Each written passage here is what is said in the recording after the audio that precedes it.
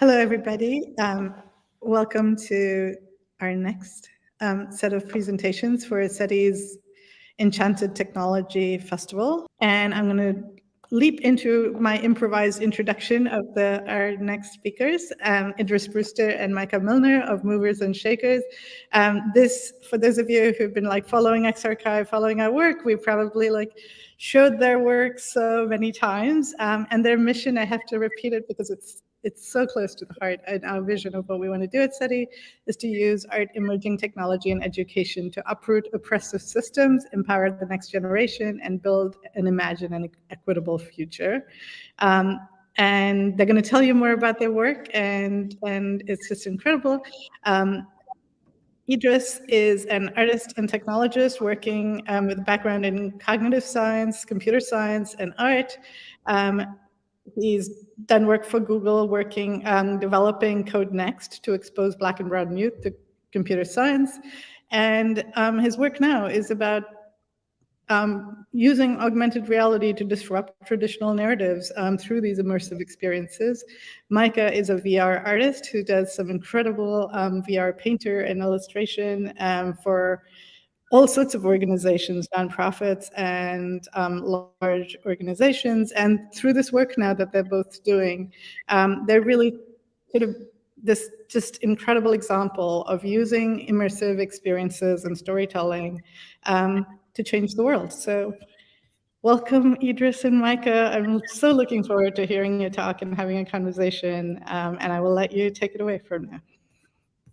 Thank you for having us. I'm really excited to be in community with people who are working towards that same goal. So we'll go through this. I'll speak for a little bit informally, but I have some slides to really give you an idea of where we have been, what we're doing now, and where we're going. And then we can get into questions and talking about the art creation process and things like that. So if that sounds good, then I'm going to share my screen. Cool. Share screen, full screen, entire screen. There we go. All righty.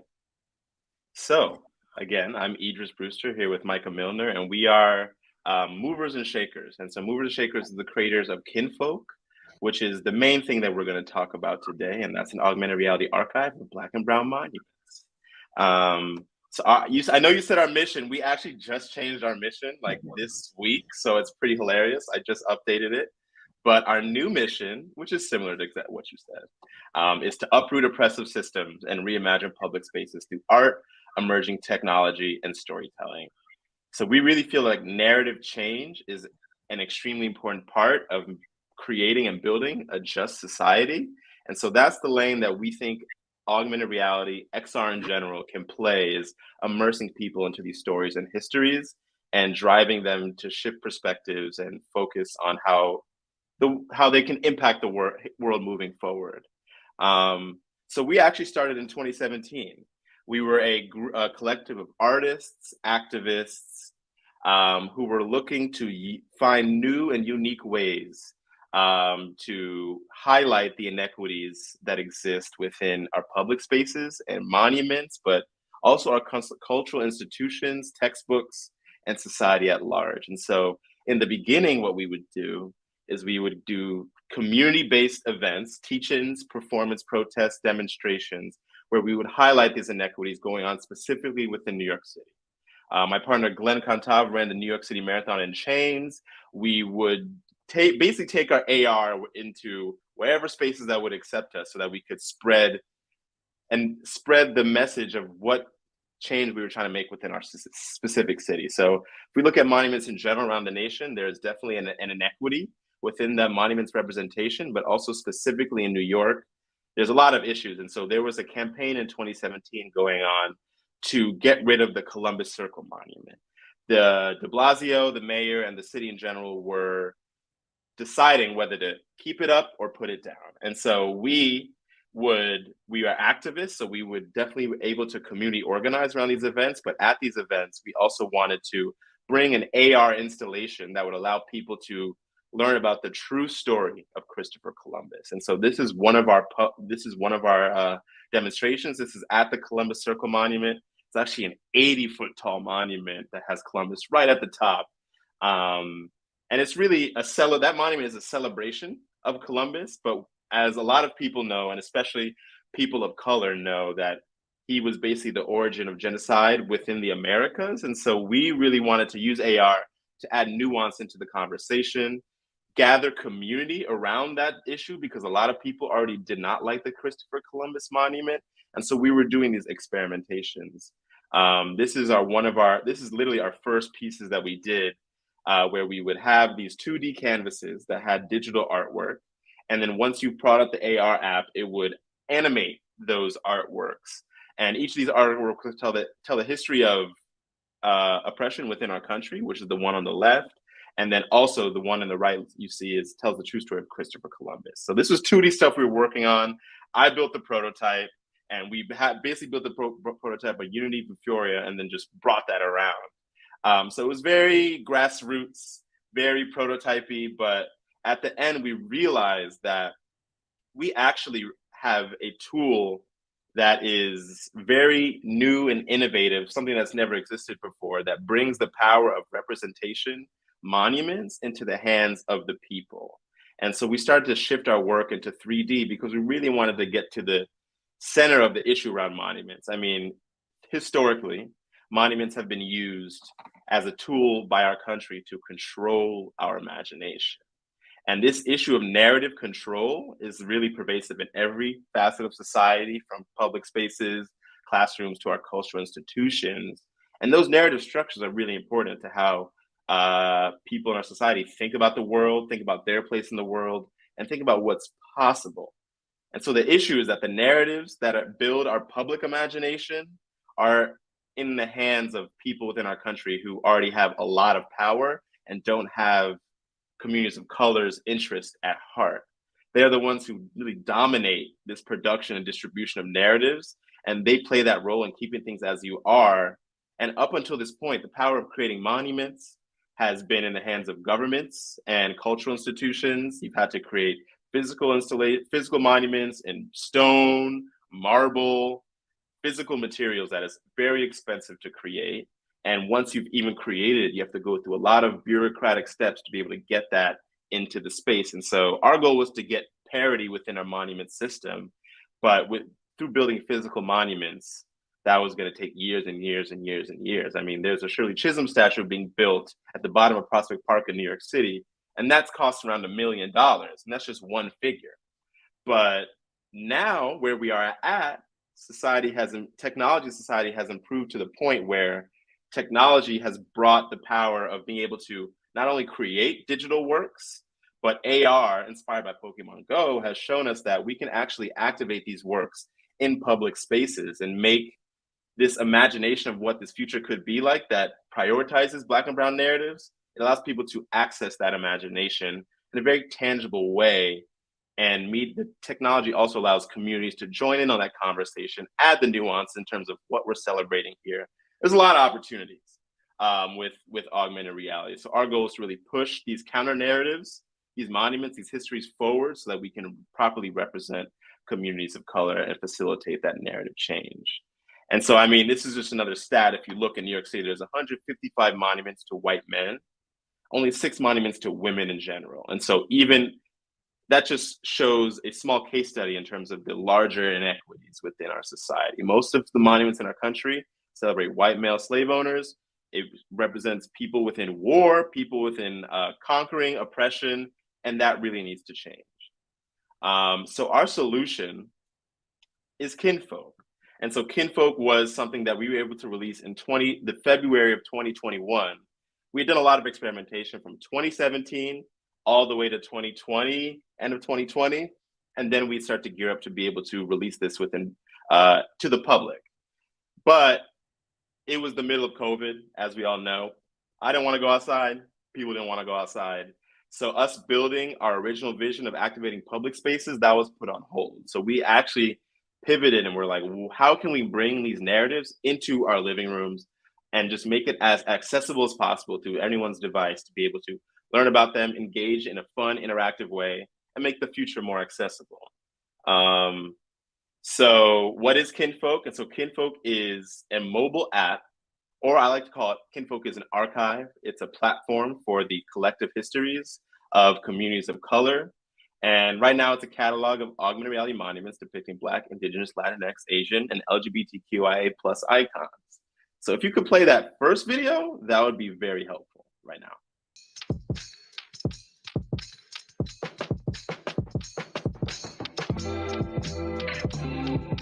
In 2021, it's no secret that our statues, our money, even our textbooks have one thing in common.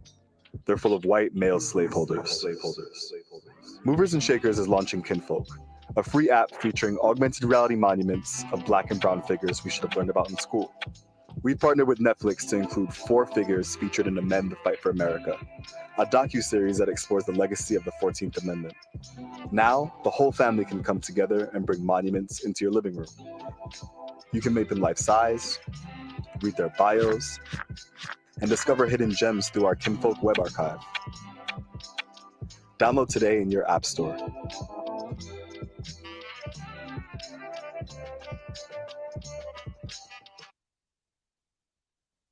Sweet. If we could switch back, that would be helpful. I believe we're switched back. So we really created these initial monuments as a way with Netflix. So Netflix actually reached out to us and was able to commission 4 of the initial, they were able to commission 4 of the original monuments that we had on the app.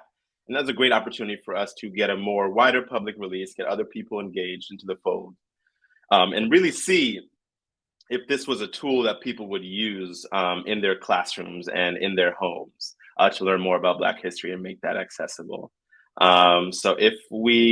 This is a video that doesn't need audio, but just in case you haven't used the app, I'll walk through how it works. So you have a menu that has all the monuments available, and then you would be able to place those monuments. You can make it as big as you want, as small as you want, and then actually Scott, who helped create the animations that are going around, we would place like sort of graphics around each of the figures that would sort of animate the environment around them. So as soon as you place them, that's your anchor for learning.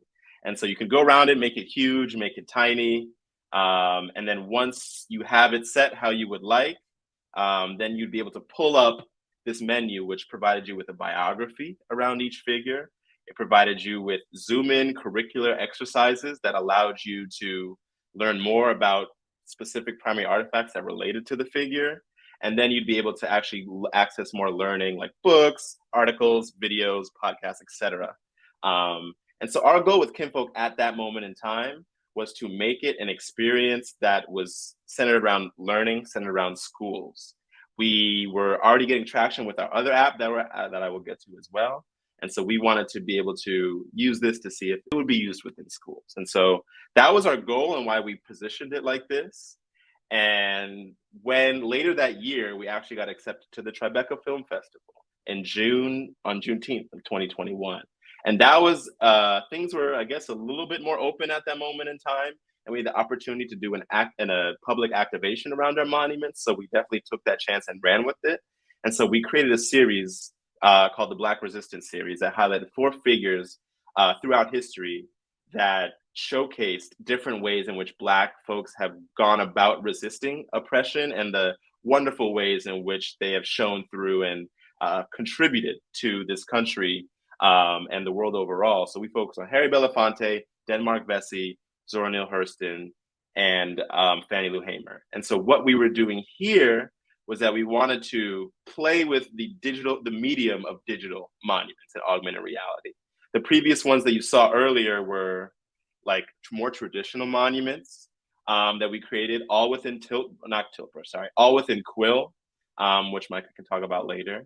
And for these ones, we wanted to say we have a very flexible and immersive medium, and we want to be able to explore that and not just provide people with a traditional statue, but provide them an experience to engage with. And so we created these 2-sided monuments, which we call portals, that were on one side, you had the bust of the figure. So on the left and the right, you see Harry Belafonte's bust and Zora Neale Hurston's bust. But in the middle, I mean, in the middle, you see what the back of the monument was. So this is a 360 monument. So when you went around to the back, we would create a 3D scene that highlighted an important event from each of these figures' lives. So the middle one is the Denmark Vesey Monument. And that was that scene highlighted a praise house, which is an area on his plantation where Denmark and his community would gather together for celebration, for convening, and also for rebellion and resistance. And so we wanted to give people a glimpse into that, and then add some sort of natural surroundings that would ground everybody in the immediate nature of the environments that these figures existed in. No, you cannot walk into the environments. That was definitely a lot to put in the AR app. We're looking how to make it so that you can immerse yourself in the experience moving forward. But it's more sort of like a portal. You can see, experience, and this is people's favorite monument so far that we've seen within the app. So if you could play that second video that will showcase our Tribeca experience, that would be great too. On Juneteenth, 2021, movers and shakers came back outside. In partnership with Tribeca Festival and Onyx Studios, we held our AR walk to explore virtual monuments. The Kinfolk app brought Black history to life with interactive AR models. We realized that with augmented reality, we could put up our own statues, and that's how Kinfolk was born. The event started at Netherland Monument in Battery Park. This monument commemorates when the Dutch stole this land from the Lenni Lenape people. Then we went to the former site of the New York slave market, then to the George Washington statue at Federal Hall. I'm a descendant of George Washington. Think about for a second how that came to be. We ended the day at Washington Square Park as part of the Night Riders Juneteenth tour. With Kinfolk, we're really trying to unearth these histories that clearly our city is trying to bury. We're just getting started. More monuments to come. Sweet. Great. So that was a really exciting opportunity where we could do a walking tour around downtown Manhattan and start to see how we can engage with these monuments in public spaces. We didn't have geolocation. We used the same build that we had on the Kinfolk originally and just had people place the monuments in each space. But it was clear that people being able to engage with these histories at specific locations really drove home the point for a lot of people, shifted perspectives, and more importantly, gathered community together to show that once you've experienced the monuments, there were a lot more generative conversations that were happening around that. And that's exactly what we were trying to do. Use art, technology to highlight unheard histories, but then also facilitate dialogue that would lead us more towards social change. And so, okay. So that was June of 2021. And then from there, in the end of 2021, we actually received a $1.8 million grant from the Mellon Foundation. They recognized the work that we had done to date and saw our platform as a way to allow folks who are doing this work of unveiling history to allow them to do it in a new way. Communities across the country are archiving their own history out of necessity because a lot of institutions aren't doing that. So communities are taking that to their own hands. Heritage sites are doing all of this work. Museums are doing this work, but there's an opportunity where they're looking to engage people in a more immersive way. And so we're trying to be the platform that can allow people to do this AR work for cheaper and have it be activated within public spaces. So right now, our goal is with this grant, we're going to be doing 10 events over the next 2 years that in 10 different cities. So we want to bring Kinfolk to 10 cities, figure out how we can highlight monuments and histories from those cities, place them within public spaces. And in order to do that, we would have to create a network of community partners, local people in the area, local leaders in the area that can help us bring these histories to life and build community around those experiences. And then once we have this network of communities from across the country, each of their individual histories can have a reach far greater than originally planned. And so that's definitely what we're trying to do. And so I envision the future of Kinfolk to be a living archive of the diaspora. And so AR is really a great tool that can connect communities to an archive, to their histories, and so we can really use immersive storytelling to bring these histories to life in public spaces. But not only public spaces, but the fact that it's AR means that it's ubiquitous. So monuments that are in public spaces can be used in classrooms, can be used in community or workshops. So there's a lot of opportunity where technology is really the glue that makes all of this happen. And if we look at how the traditional model of how archives have worked to date, at that top, scholars at centralized institutions are deciding what histories are important to highlight, and what they decide basically what goes into these archives. And then once it's in the archive, community creators have the opportunity to use that information for whether it's art, whether it's research, whether it's education. They have opportunity to use that archive, but they don't necessarily have the opportunity to contribute to those archives. And so that centralized way of deciding what gets told within history and celebrated in our spaces is exactly the issue. And so we are looking to flip this model on its head and do a community-driven model for a technology platform, for technology archive. And so we want to put the power of uplifting those stories, creating these stories, telling your stories into the hands of community creators. So that's why we have this large campaign, is to connect with communities, hear from them, their input on what needs to be celebrated. And that is gonna become the archive that people have access to. And then scholars, we're also still creating a network of scholars, thought leaders, artists to be able to help bring these stories to life and bolster the information within that archive, so that it's as flexible as possible. And so we really want to just center this technology, this design, this work around communities and stem everything out from there. So our first foray into that is community polling. In the app, we're starting to put prompts, questions that prompt people to think about their historical narratives that they're experiencing on a daily basis, and start to have them imagine what their public spaces would look like if they had the say. So in the middle, we had an exhibit that just ended at the New York Historical Society, where we had people, it was a monuments exhibition, and we had people engage with the iPad they'd be able to place the monuments. But then we also allowed people to place sticky notes on top of the empty pedestal that were their suggestions on who should be celebrated. So we've been trying to take that from place to place. And another question we've been asking, if you look on the right, is where should digital monuments exist in your city? So when we were in LA in June, we went with this map and started to ask people, who would you want to see celebrated? And then we had them place a dot onto a map. And so our goal is to start to, in each of these cities we go to, start to collect information on who should be celebrated and where they should be celebrated. So we have a path forward on what histories we should highlight and where we should be highlighting them, so people can have access to those things. And so our focus moving forward is collaborating with communities around the country to activate these historical sites, activating these walking tours with AR, looking for partners to add these AR historical experiences onto our platform, and gathering monument submissions from communities. And that work that I've been talking about is a lot of that in the streets and public spaces work. But that's also only one vertical that we have. I mentioned before, we have an app that's within classrooms called Unsung. And we sort of see these two things going hand in hand. I like to think of it as Kinfolk EDU, but right now it's called Unsung.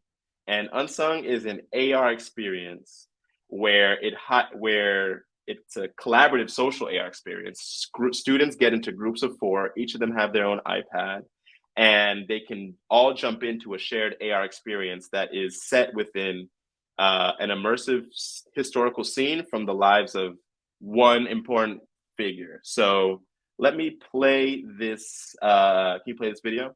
And then I can talk more about it. To the forward-thinking educators curious enough to bend the margins of learning, imagine transforming our classrooms into an immersive 3D space where we can explore historic worlds that merge the gap between curriculum and technology. But Shuffle Along is a genuine and complex portrayal of our people. Meet Unsung, the app where we, the students, become the pioneers of a new frontier to learning, highlighting musicians of color who have used their voice to advocate for social change and overcome their adversities all throughout history. That's it. The Great Migration brought us out here, which led to the start of the Harlem Renaissance. You've been doing your homework. Exploring a lesson plan that is inclusive to all styles of learners, where we are able to scout, interact, and uncover the real stories of our history together as a team. This is how we discover the undervalued, the underrepresented, and most importantly, the unsung. So, yeah, okay, cool. So yeah, so this is, let me just start this again.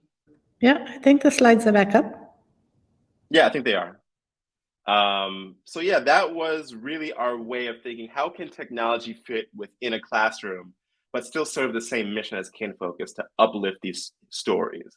And that's a whole nother can of worms, because like each school, specifically with history curriculum, has very strict, some states have very strict guidelines as to what histories you can talk about and what histories are mandatory to talk about.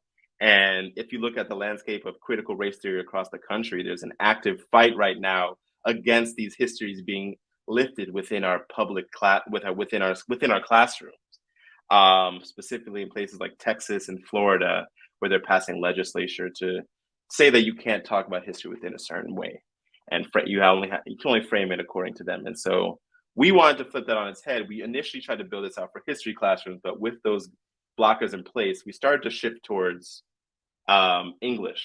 And so when students hop into the experience, they get into groups of 4, as I said before, and then they're placed into a historical environment.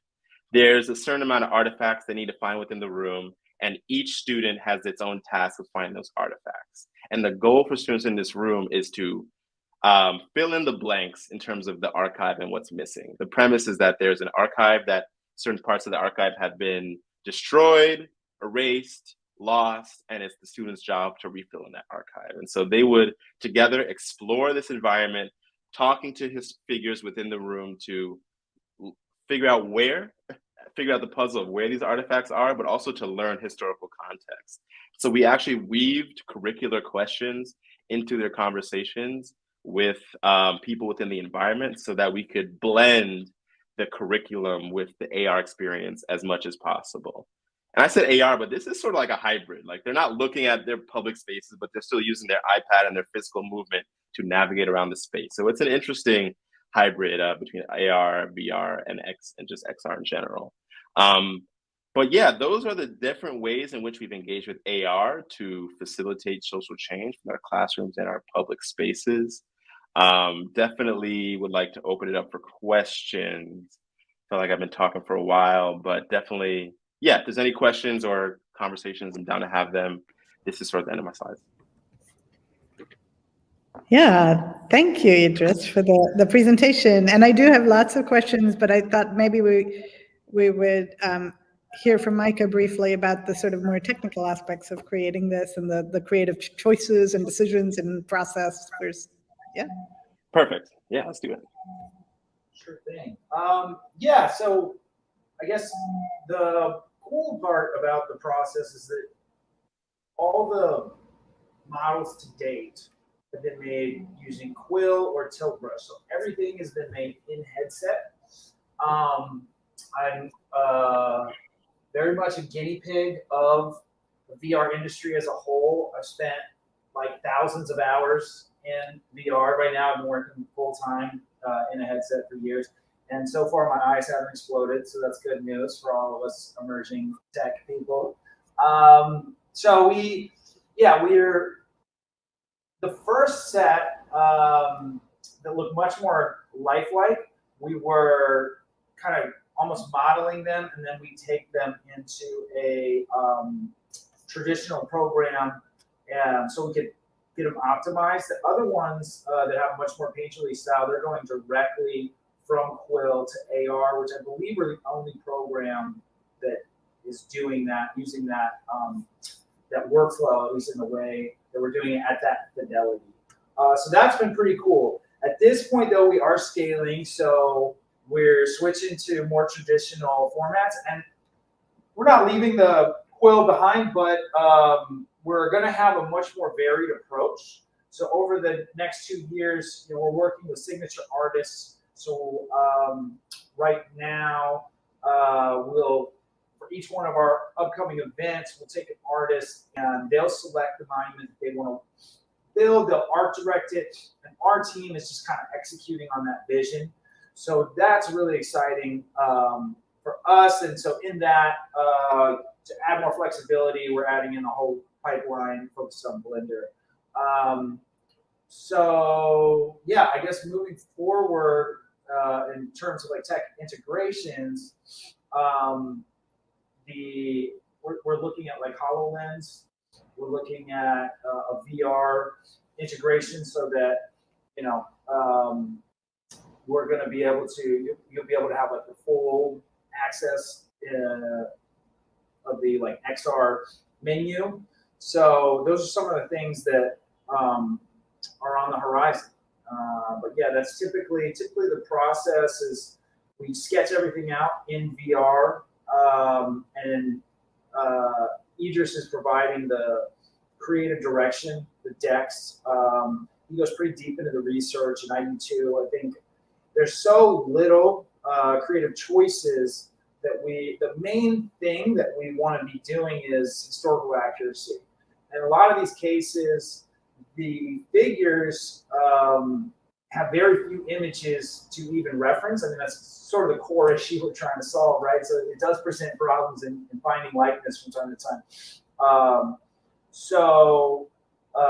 Typically, we're not, to date, we haven't taken that many artistic choices with depicting the figure. And so now working with these signature artists, though, we'll be doing some of that, and we'll just be introducing different looks, different materials, and being that that's kind of like the core entertainment value right now is kind of presenting it as an artistic experience, and partnering with these different museums and institutions. It's important for us to just not have just the same execution of each one, so it feels more like a video game. So yeah, I mean that's kind of the long and short of our artistic process. I'm going to jump in here for 1 second because I appeared on the screen. So sorry. Hello, I'm Scott. For anybody who hasn't met me, anybody from SETI has probably heard me talk 100 times. So I want to talk a moment more about the artwork, and then I definitely want to pick Idris's brain about the digital placemaking and this sort of like reclaiming and taking ownership of these digital spaces. But I want to disagree with something you just said, because I think actually you've made incredible artistic choices. Because one of the things that really, well, and I think something that really struck me, and I worked on this in such a tiny way, but that really struck me was the approachability and sort of the liveliness of the way you've depicted these people. Because so often when you go and see a monument or statue, it's tarnished bronze or it's old stone, and there's absolutely a beauty to that, of course, but it to me makes such a huge difference to see them in color, to have these animations moving around them, and the way they're represented, I think really makes them seem more alive than if it is just like a bronze statue that you're looking up at that's tarnished and covered in bird droppings. And so I actually really, that's something I really appreciate about it, because I think that it makes them seem more like real people and real humans. And for me, it was just such a, when I first was connected to you and was looking at the initial group of people, these are names that I had heard before, but to me, they weren't living people, right? They were just names. They were like names from a history book. And now I'm holding my phone, and I'm seeing them standing there, and I'm seeing them in color, these confident poses. And I think that makes a huge impression. And so I think you should give yourself more credit for the artistic choices, because I really think had you gone with like, okay, we'll just make them bronze, we'll fake bronze, or we'll fake marble, I think they wouldn't have that life and approachability. So I think that's amazing. And I think, Idris, you were alluding to, I actually hadn't seen the Tribeca pieces until you just showed them that had the two sides. I think that's also really incredible, is like this spatial ability to sort of move around and have a story exposed. So I think you should give yourself some credit on that, because I think you have made some really, really beautiful choices. And Micah, I think your drawings are just do such a good job of like giving these people a character. Because another thing I feel very often with statuary and monuments is they're often cold or totally neutral. They're just like straight-faced, deadpan. And there's a place for that, and that makes sense. And when you understand art history in the context of it, but sometimes I think about, we have all these Greco-Roman statues that we think of as like bleached white marble that have traces of paint because historically they were bright and they were vibrant and they were colorful. And so that's something I really appreciate about that. And I wondered if you could talk about that a little bit, like talk about the choices of like, it seems like a challenge. Like you have these people that you want to depict respectfully, you want to depict historically, but you also want to depict them as like living, breathing humans. Like, how do you approach a problem like that just artistically? Yeah, no, definitely. I think to finish the thought on the number of choices, I think we've been really consistent with the choices that we made, and we put great care into them. But there are very few areas we allow ourselves to delve into, right? So and those are kind of like the hard lines. Is like we're not going to change the way somebody's depicted. We're going to try to capture likeness as best as possible. And we have gone kind of angled towards photorealism, but we wanted, when we were thinking about what is an AR monument, what does that mean? What is a monument, right? What's the meaning behind that? And we had seen a lot of the other depictions of AR monuments gone that direction. And at that point, we kind of felt like, what's the point of using a digital medium if we're just recreating the physical? So that was why we wanted to bring in the portals. And that's why we kind of stuck with a painterly style, because we wanted to keep that same sort of solemn nature, this like respect for the figure. So that's why we didn't really want to go with like a more stylized, something that could be misconstrued as a caricature or a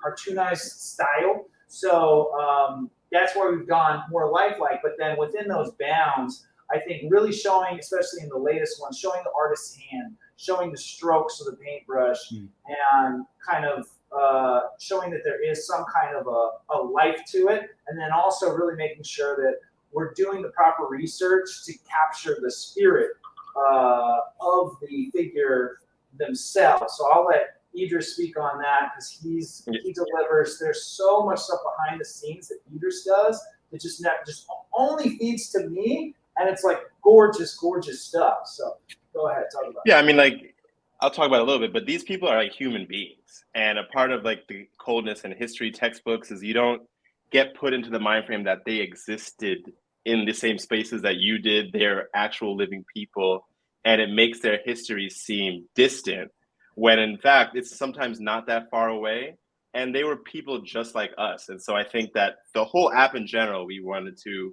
focus it on warm approachability.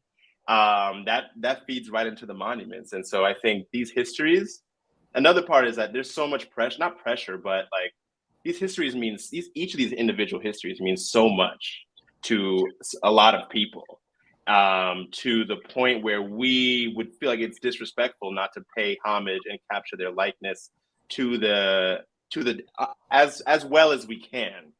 So we have to put a lot of care into the research, figuring out who they were, looking at just even histories that were around them and bringing that back to the clothes that they were wearing. Like Shirley Chisholm, a lot of her dresses, if you look back in the day, she loved geometrical patterns and that represented part of her personality. So let's put that on the dress, but let's also put that in the environment so that when you're walking around, there's signifiers that this is Shirley's environment. So we really wanted to, with AR, blend that reality and make people feel like, yo, you're in the space with Shirley. You're in the space with whatchamacallit. You're in the space with another historical figure. So there's this funnel from history research to then translating that history and research to visual art direction and visual cues. And then there's the actual 3D part of that, which also you need to take more liberties with what you've been given in art direction. So there's a lot that goes into the process to make sure that love and care is placed into it. And I think we're going into an interesting direction now because we also have the funding to potentially find other ways that bring that figure to life more. We've been flirting with the idea of doing holographic monuments, using volumetric capture. And so we really want to keep exploring how we can bring these histories to these people to life in the best way possible that really makes you feel like you're in the space with them. So each choice that we made, we tried to tie that back to a historical significance or reasoning why we're doing that. And if we didn't have the historical significance or reasoning, that's not a choice we felt comfortable making. So yeah. That's great to hear. And you mentioned Shirley Chisholm, and that one to me, the two in my mind that probably my two favorite, and you'll have to forgive me for the pronunciation because it's one of those names that I've read. Is it Toussaint or Toussaint? Toussaint Louverture. It's a hard one. It's French. So okay. Like... So I will say those two like are the ones that impacted me most because there's such a contrast. And Micah used the term like their spirit, because I feel like Shirley Chisholm, she's like walking with this confident stride. She has her head lifted. Like there's this sort of like approachability and confidence in her, and you get that spirit. And then with Toussaint, it's like stern. It's like it's strong, but it's a little foreboding. And those are just senses that I don't, I feel like you did such a good job, and I don't want to keep harping on it, but I really think that's something special that you've done in conveying the spirits of these people, because it really is, it means something more than just like you're saying, like a static black and white photo of someone with no expression on their face. Yeah, I think that's really important. I mean, I'm loving that you're picking up on that, because we had just emotions and moods that we had tied to each figure, and then each decision tied back to that mood. So the mood for Toussaint was strong, confident, which I'm really glad that you picked up on that. And just something that made me think of is that, like, there's even depicting these figures is so hard because, as Micah said, like Toussaint, didn't live in an era where there was really photography. And the people that were depicting him through paintings, those a lot of the times were white people, white Frenchmen, and who were embellishing his characteristics so that from like just stereotypical characteristics of black folks at the time. So there's a lot of interesting waters that we have to navigate, and always be critical on ourselves in terms of, are we pushing forward these stereotypes? How can we make sure that we're doing this in the most proper way possible? And something with Toussaint, that was a tough one, but I think we got it and portrayed his essence, as long as however we can capture that through the research that we've done and people we've spoken to. Great. And so maybe on the sorry, I can. Go ahead, Nandini, please. I want to follow up on that research aspect, because often the characters the people you're depicting, there were active efforts not to sort of acknowledge them, not to document their efforts in the past, and so yeah, like did you find you had to go about sort of doing the research in different ways, in unusual ways? Was there more sort of oral, like, storytelling involved in the research? I'm just curious for people trying to do that kind of research on people who did amazing things, but we have very little documentation because there were active efforts to either erase that or ignore that. And I'm just curious what strategies you took. Yeah, there was one in particular, like Denmark Vesey from the 1700s. He was a revolutionary who he led what would have been the largest slave revolt in history, bigger than Nat Turner's. Someone snitched and they ended up getting in trouble. But once they did get in trouble, 27 to 30, pardon me if I'm getting the number wrong, but a large amount of them were actually executed on trial, put on trial, executed, and had all documentation buried and destroyed and burned from that. Any depictions of them, all gone. And so with that one, that was a really tough one for us to bring forth, but that history was important to us. And so we had to rely on things like court tellings of describe their appearance. For those in Toussaint, we had to also rely on art. Like, we had to look back at art, how people had depicted them in the past, and key in on those aspects, so that if we're not putting forth a new depiction, we're just using the past depictions that existed and bringing those forward. And so Denmark was a tough one because there was only like 3 different artistic interpretations of who Denmark was. So that one was very difficult. But yeah, if there's a lack of imagery, you have to go into the text, go into the historical documents, go into the archive to figure out what exists in terms of descriptions. But even those descriptions, they don't get specific. Like his left cheek is higher than his right cheek. Like, these are some things that you can only understand by seeing photos. So that has been interesting. Well, yeah, I think those were definitely the two trickiest ones. Toussaint all over the place. So there's just no sort of group like schools of thoughts, really, even about what he may have looked like for those two reasons. He was either being whitewashed, right? So they would give him European features in certain settings where they were kind of trying to lessen his impact and make the visual more approachable, or they go the other direction and caricaturize him. And there's actually some stuff written about this. There's one painting specifically that was painted in 1813 that some scholars say this is actually what he looked like. This is the closest depiction.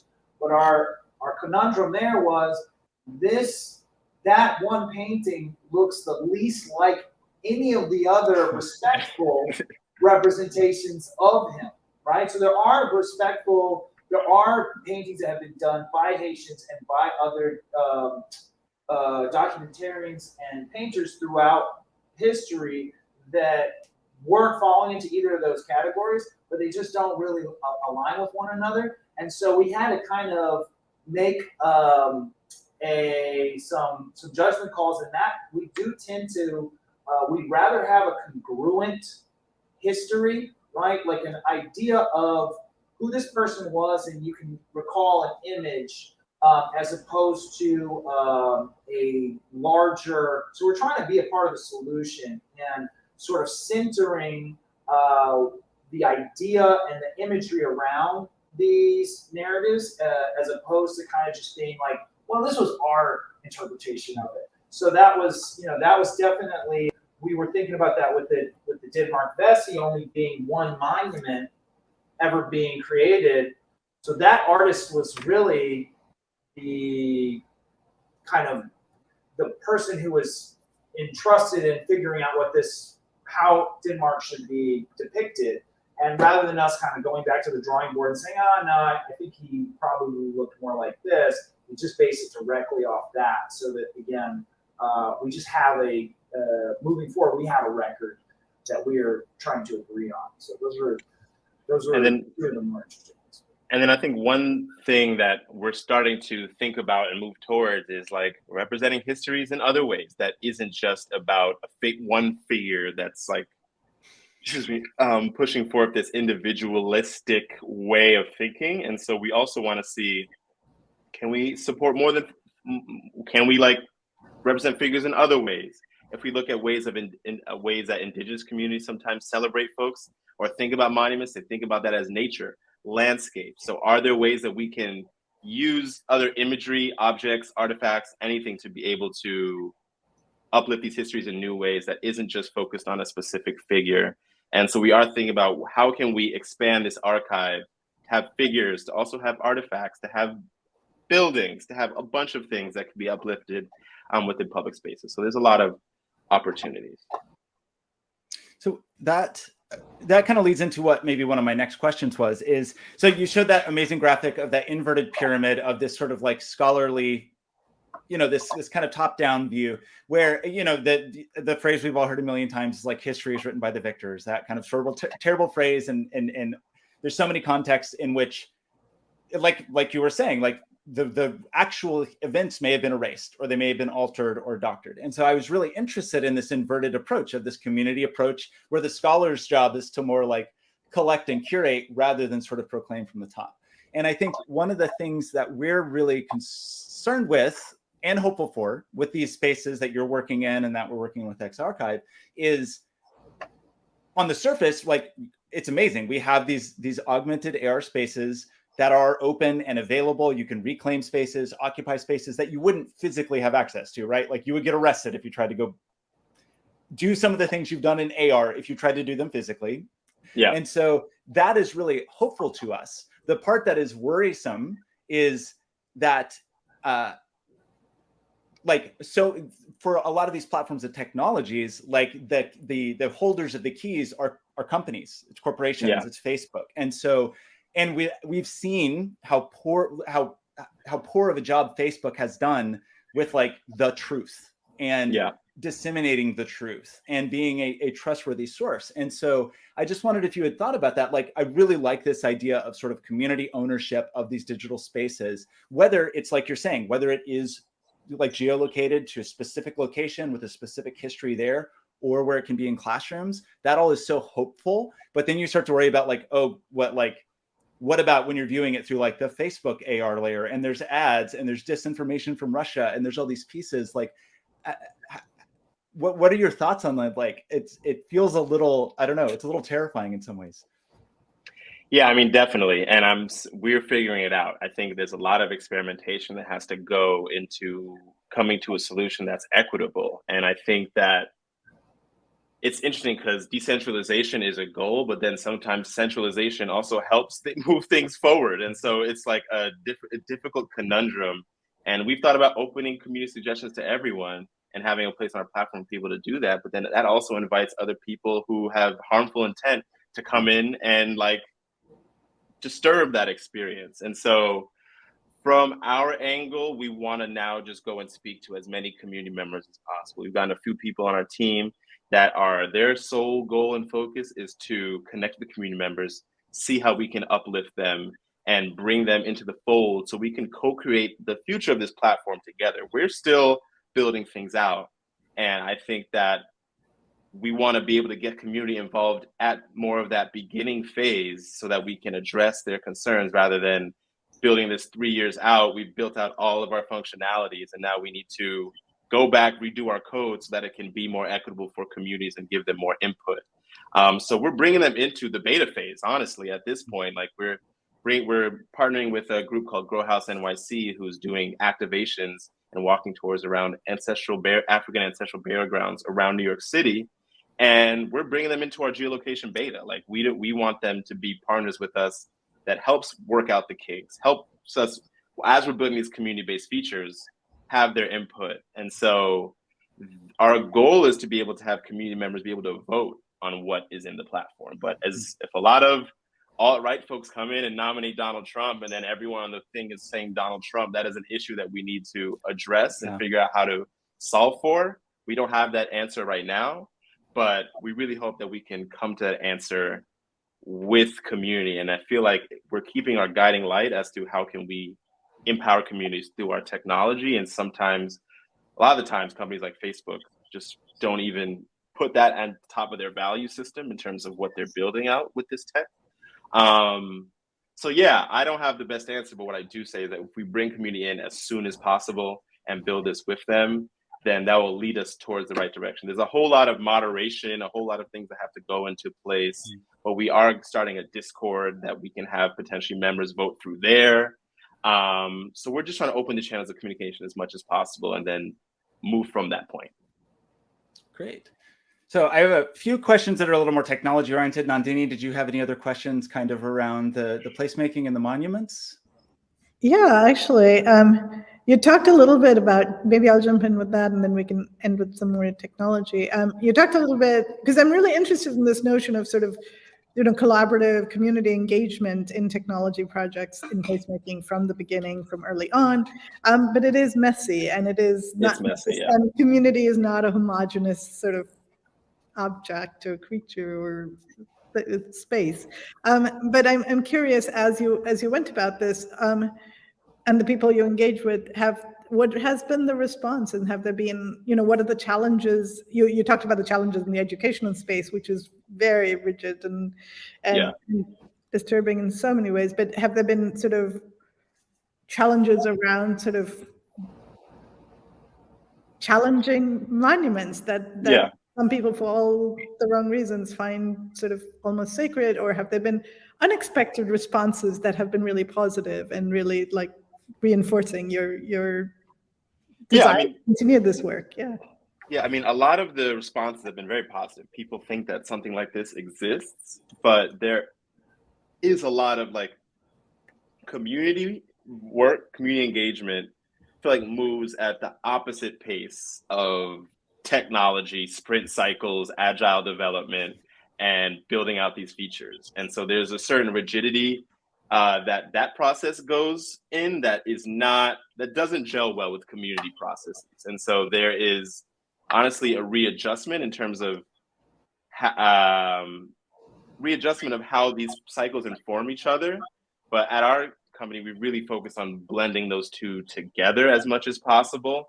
And the responses have been great. I mean, people really think that an archive tool to visualize and bring communities together is extremely needed. But a lot of these communities, for very obvious reasons, are very protective of their histories, have a history of being extracted from by companies, tech companies, film companies, anybody coming in, getting their story and leaving. And so there's been a strong desire for us to make this not a one and done kind of deal, but in a continued engagement that's focusing and prioritizing long-term impact over like short-term impact. And there's a lot of, it's been very positive in terms of what we're building, but there's also always a skepticalness of who is engaging with me, what do they really want, and what am I getting in return? And so I think these are things that we want to be able to, how can we offer something in partnership, and also understand that our main priority right now is not getting our app into communities across America. Our priority is building trust with communities, building that network, creating a two-way beneficial street of engagement, and highlighting their work, uplifting their work, and then moving off of that trusted ground to then start building what we're doing together. So for LA Music Center, we're having geolocated monuments that people can engage with, but then we're also bringing in community partners to share their story, highlight their experiences, bring their work to the fold, and not just highlight our monuments, but highlight this as just a total initiative altogether. So we really prioritize community engagement just as much as we're prioritizing this community development, and we try not to do one in front of the other too much at this point. Like, we've learned our lesson. We used to do that before, and so I think we're in the space where those two need to be speaking to each other at all times. But anyone that we also speak to, they're humans. They're not data points. And so that's something that we really try to hone in at our culture at Movers and Shakers, but also everyone we speak to. And so, yeah, I mean, it's a lot, and this is not easy, but this is the work. And sometimes you have to lean into that discomfort and become comfortable navigating that, because shying away from that discomfort is not how we're going to get the solutions. So yeah, I think we need to be stewards of this uncomfortableness so that we can get to a solution that's prioritizing communities of color. So it is uncomfortable. There are a lot of worries, but we need to just learn how to navigate it, is how we're going about it. Well, that was too good of an answer and too good of an ending point to like go back and talk about unity. So let's talk about unity, though. I love. Okay, well, so actually something I would like to tie in, because a couple of points you just said. So as Nandi mentioned, we have this ongoing Enchanted Technology Festival. We're focused on augmented storytelling right now, and just a few of the things that you just mentioned, we've already had some workshops that are kind of in that realm, and we have some coming up that I want to highlight. So Stephen Christian was here the first week, and Idris, you mentioned that some of your initial prototypes were done with Vuforia, I think. Yeah, we're doing AR Foundation now. Okay, we were doing Vuforia. Yeah, and so if you're just interested, if you're watching this and you just want to play a little bit with AR, learning about how to make something and play with it, it's Stephen did some work that first week with augmented stickers and augmented bookmarks with Vuforia. We actually had a talk to just this morning with Heather Dunaway Smith talking about AR. And actually, does she have a more? It's next week, is that right? About the AR prints, Nandini? Yeah, she's going to do a workshop next week. Okay, awesome. So we have a workshop next week. Also next week, speaking of extractive storytelling, which is obviously a huge concern. If you're not familiar with that concept, it's something that Aisha Gersaz, will be giving a talk next Friday morning. And the talk is run and gun interviewing, but she's a really talented photographer, documentarian, videographer, and that's a major focus for her, is going to places, going to actions, going to communities, and finding ways to help facilitate telling their stories rather than like taking their stories, extracting their stories for a soundbite or a video clip or something, and just show up, shoot a video, leave, trying to avoid that kind of thing. And so Aisha will giving a talk on that. And actually, David just magically appeared. And David Lopser will be in town next week doing actually 2 solid days of unity. Nathan, if you wanted to add David to say hello, you'd be welcome to. David, if you want to join on. If not, we can talk backstage. David's the real MVP. David is. That's true. David's Oh, man. David's out. Okay, that's fine. So David will be here. David Lobster. He's going to be doing a full day on Tuesday about kind of starting with the basics of Unity. Are you still using Unity? You're using Unity Yes. for the latest versions. Yeah. So David's going to get you started with just the very basics of, putting some 2D artwork and playing around in Unity, and he's going to work there and get more and more complicated. And then on Thursday, he'll be picking up with like more complex topics like shader development. So if you're interested in like how these technologies work, how you can start to play with them, we'll be doing those talks. And then there's other great talks on the SETI channel about XArchive, our own kind of digital placemaking projects, other groups that we've talked to that everybody should check out. I think that's all I had to say, Nandini, if you had any more you wanted to add. No, I just wanted to know if both of you had any last sort of thoughts. But in the meantime, hopefully this is the first of many conversations. This has been incredibly inspiring. One thing I am curious about is, how do you want your work to scale or be shared? Do you want other groups to sort of adapt and take it on and do something locally or other countries as well, or do you want to sort of do you want to curate all of that? And it just seems like this is really important work and should scale in some way. I'm curious what your vision is for it. And, yeah, I mean, I think we definitely do see ourselves scaling out, but I think we also want us to there's very few projects that are trying to do what we're doing. And when I saw the SETI XArchive project, I was like, wow, there needs to be more of us around that are on this same mission. So we definitely would love to, plan on scaling ourselves. We also want to scale with other folks. And I think sort of a foundation for this work is hard to sustain. It's hard to keep financed. And so having a network of folks doing that is something that we're really interested in figuring out how to do. Our approach is, again, identifying these community partners, identifying museums, heritage sites that we can start to work with to uplift, but really focusing, it's weird, but focusing locally, nationally, if that makes any sense. But we want to focus on specific areas as we build this out.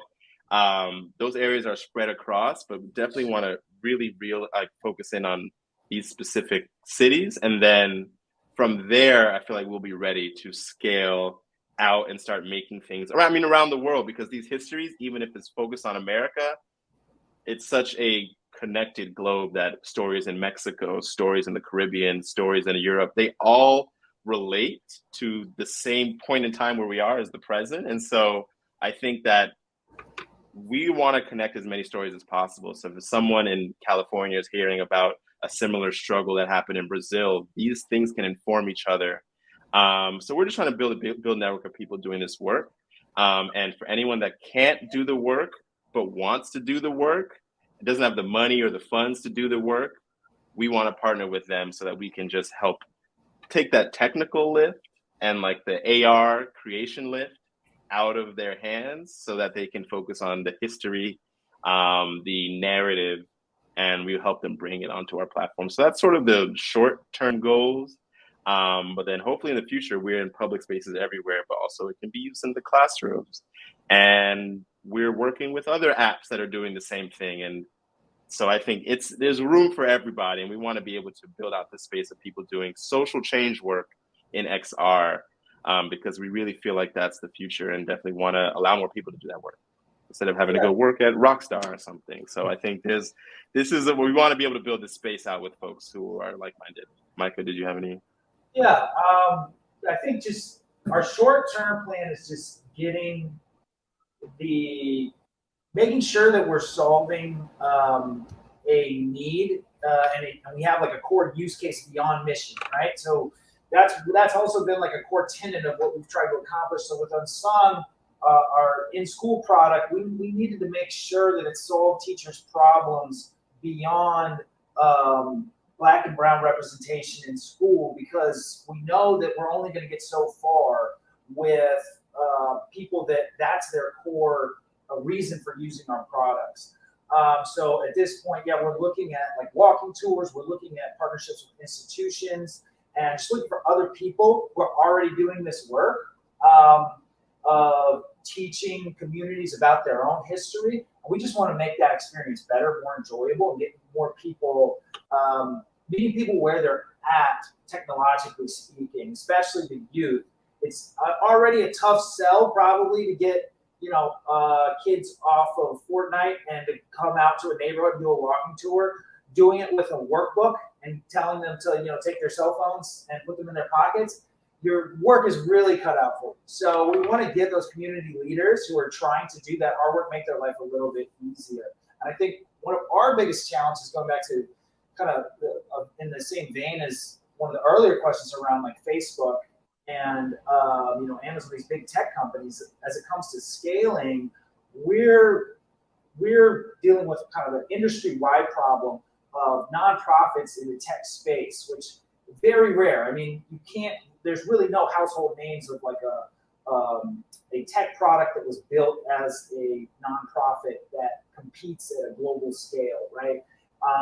And I think that has a lot to do with, so take social media, for example, these products that are kind of ubiquitous now that, by every measurable method to mental health and societal impact, they're not good, right? They don't do good things for us, for anyone really, other than the stockholders and the investors. They're really good at making us buy stuff and holding our attention.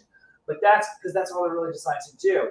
So I think the larger problem is that technology is scaling at a pace that's much faster than our social structures, be that the capitalism or just the government's ability to scale.